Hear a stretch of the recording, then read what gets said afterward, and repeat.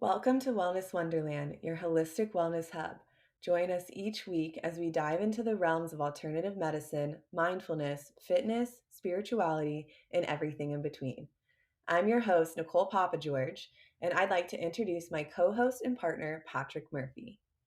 Patrick is a chef and restaurateur, and he's here to help support the Wellness Wonderland Collective and bring his valuable insights and perspective as we continue to share wisdom from the community. Thanks so much for being here, Patrick. How are you? I'm good. Thank you for having me, Nicole. Of course. So I like to start these off with a few rounds of icebreaker questions. So I'll just Right. rapid fire. Yeah. If you could be remembered for one thing, what would it be? Oof. Kindness. One of the biggest things I love to bring to the table is kindness. That comes with love. That comes with support. It's an overall word I believe that just encompasses all those different, love mentality words. I like to lead with that within my brand, with my staff, with my community, to just be kind to everybody. You never know what anybody's going through. So I think that I love that. yeah, I that's absolutely definitely love it. that. And I would have to agree. I feel Mhm. like you're a very kind person. Mhm. I try to be for sure, as you are. Thank you. All right, Mhm. one more for you. What does the world need more of? Passion, Mm, passion's come up a lot for me actually lately, and I believe it. If you look around, obviously with love comes passion, with kindness comes passion. All those different words again encompass that, and what passion I think entails is just a drive and a mentality to be the best you can be at any time, in a given place, and for everybody that's around you. Just be the best you can be for that moment, and for the people that you're encompassing your energy with. I think that's huge. So yeah, passion. I think that's a really big thing, actually.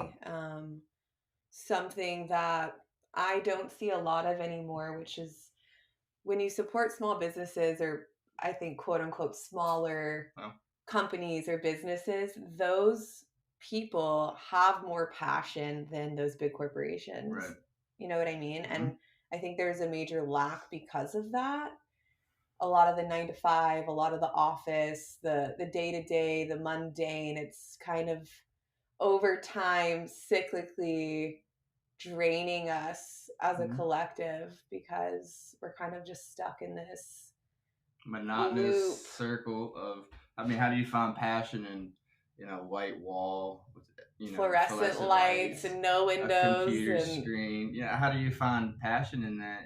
When it's you want to be out there rare. throwing a fishing line, you want to be out there tossing the ball with your friends. Like whatever it is for you that makes you passionate. That's just Sets your soul on yeah, fire. and that's lost. It Yeah, is. honestly, and I think it's not something that can't come back. It's just the mentality has to shift. The people have to understand it's okay to do things because you're passionate about it, not doing things because you have to. You can Exactly. do what you're passionate about, but just don't make it a job. Yeah. Always keep it as you're passionate about it, because once you become unpassionate, it becomes a stagnant, monotonous circle, LED square cubicle feeling, and that's not what anybody wants to Agreed. be. Mm-hmm. And I think you can speak on that a little further. Can you tell us a little about your background, how you got started, and Yeah. how passion comes into play with all of that? Yeah. I always remember when I was 8, my grandpa passed. He was the one who raised me. Um, and I remember when he passed away, my mom said that he would always be there, watching over me in particular, because he just was the one that took care of me per se. So that was opened my eyes to the realm of, at a young age, of kind of what it meant to just believe in energy, spirit. You're not just gone after life. So which entails, my grandpa was really passionate about what he did, and I believe with how he raised me, because my parents both worked, and he didn't have to. My grandma worked too. So 8 years old, when looking back, I don't remember too much, but I do remember my times with him. Just it was just me and him. Absolute kindness, love, empathy, compassion, passion for just the moments of having it, to then now reflecting on it, when I go through tough times and I have moments where I'm losing sight of some of these key things because of just how the world goes. Looking back at such an early age, that's kind of where some of this stems from, of what I try to get back to the core person of who I am, which is the kindness, the love, the compassion, the passion for what I do. Stems from him, because it also was entailed into my father. So then I grew up with him to have a lot of these words describe my personalities. And then at 13, it hits home, but my mom was diagnosed with breast cancer. So at 13, you kind of hear that word, and the that negative thoughts can kind of go through. But then at the end of the day, that opened my whole world up to the spiritual pathway of understanding how powerful words are, how powerful thought is, how powerful energy is, all these things that entail these conversations that we're having on these, podcasts, and that we're all having in the community, of how to be the best person we could be, and to be in the position to where we help people, because that's what we're here to do. Exactly. And you have to go through hardship 99% of the time. Varies on how hard the hardship is, but you have to go through it a lot of times in order to understand what is being asked of you, and to understand what you're trying to project to the community and the world, which are these words we're talking about. And in order to do that, you have to open your heart up and heal that, and come from a place of self-love, come from a place of self-worth, come from a place of knowing that you are worth every moment and every breath, because there's somebody out there that could use you at any moment. You just don't know when or where that's going to happen. Absolutely. So that's the power of authenticity, for one. And passion. And I want to touch on something you said. It's, you have to go through the darkness 99% of the time to get to where you need to be. And I think that's because it allows you, it's not all sunshine and rainbows, right? Never. There's shadow work, and there's a dark side, and sometimes an ego death, dark night of the soul, whatever you want to call it. And unfortunately, yours was cancer. And I have a very similar experience with that, but we'll get into that another episode. But I wanted to just touch on the power of self-work and having to go through those dark moments. In those moments, they may feel so scary, horrible. Why is this happening to me? But you have to go through certain things to be able to create a space for people who are going to come after you, who've gone through something similar. 100%. And I think that is so powerful and so beautiful, because it allows you to resonate from an authentic place, a place of passion, a place of like true, deep understanding, to hold space for someone who may be going through something similar. So as scary as it may be sometimes to share our stories, to share the darkness, it also creates a space for people to feel seen, to feel heard, to feel safe, to also explore their own darkness, and to not only do that, but get support from the community. That's not what we're here for. Exactly. As a human, that's essentially what we're here for, is to be able to help somebody when they need whatever that help may be. A hug, you look great today, your hair's looking good. Little things can change somebody's world. And my mom taught me that. I mean, I see that woman go out there, and I give her so much credit, because after things she went through, she will still go out there to this day, and she sees somebody that has something that just caught her eye, she compliments it. And you see that person, and it gives me a smile. I was talking about it on here. You see the person's day light up, and that's like, if that's not anything more of what we should be having, that feeling of true passion, of like, that's why I lived. And like, I don't know what else to really tell you, other than when you find that, for whatever it is for you, you will understand what I'm saying. Because for me, I carried that on from learning from her, because of what she went through, that you never know what anybody's going through. And sometimes that hey, you look great can save somebody's life and you don't even know it. 100%. And that is, for me, the biggest thing I probably kept with me from when I was 13 years old to now is I use that daily. My staff, I have 40 plus people that work with us. That's how I treat each and every one of them, is with that mentality. You just never know what they're going through, and you always treat them with the utmost respect, kindness, love, compassion, and passion. Absolutely. Yeah. And I think that's something I admire most about you. That's one of the first things I noticed in your character is that you can enter a room, a space, wherever we are, and you give compliments out like air. Yeah. Truly, it's effortless and it's admirable, and it makes me want to do that, and it inspires me to be a better person.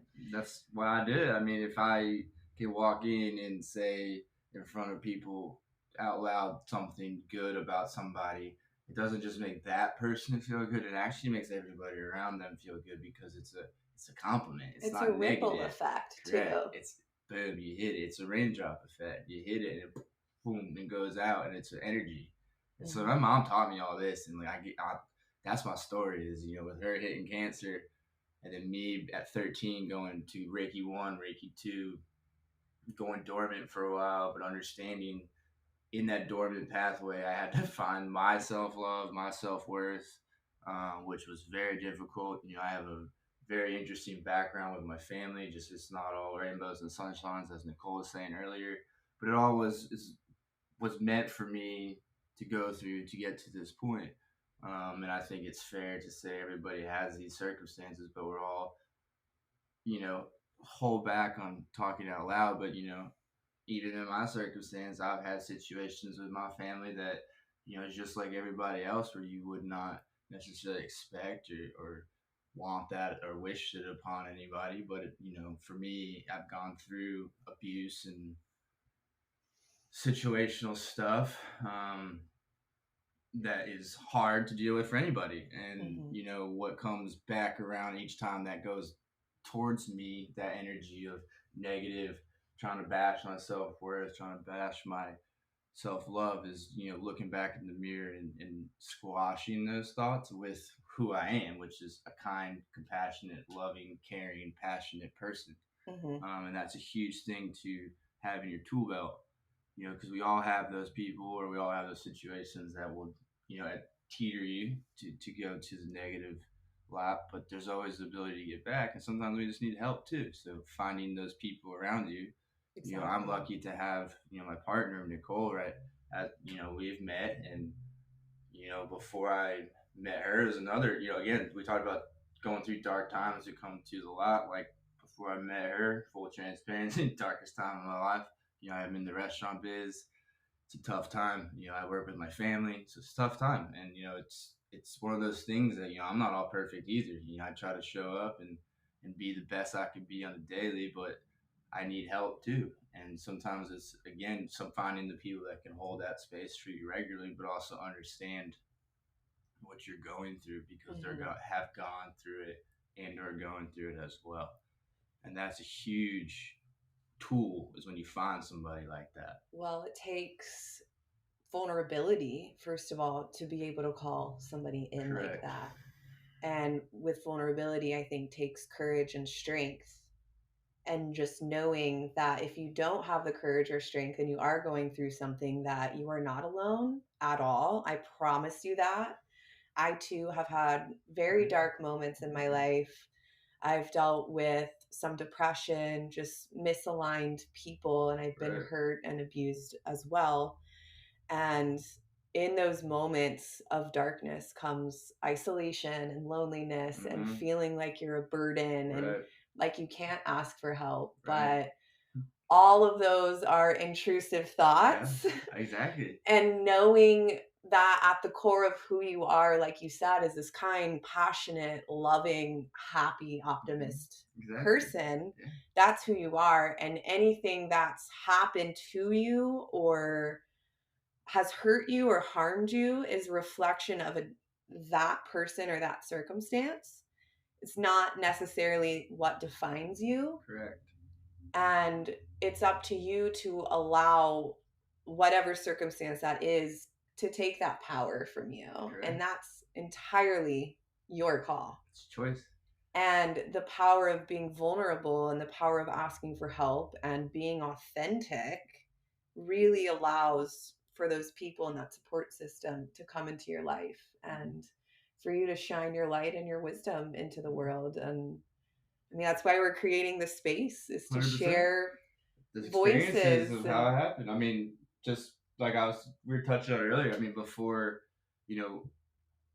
I met certain people that were I was able to come out of, darkness of what I was going in, and have the light, be there. It allowed for me to then flip the script quicker and understand, being vulnerable, accepting the help, asking for help.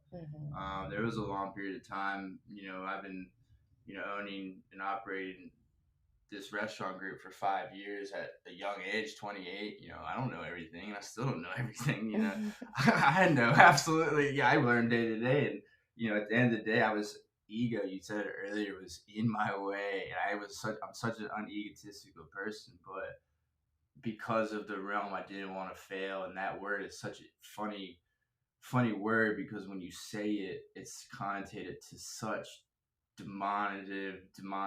demeaning. Yeah. You did so bad, but like all my best successes have come out of my biggest failures in the restaurant Absolutely. biz. Every decision I've made that has been one of my biggest failures is flipped into one of my biggest successes within a short period of time, which has also come into the power of trusting and knowing that decisions, will come out of the darkness, will be the light, situationally like that.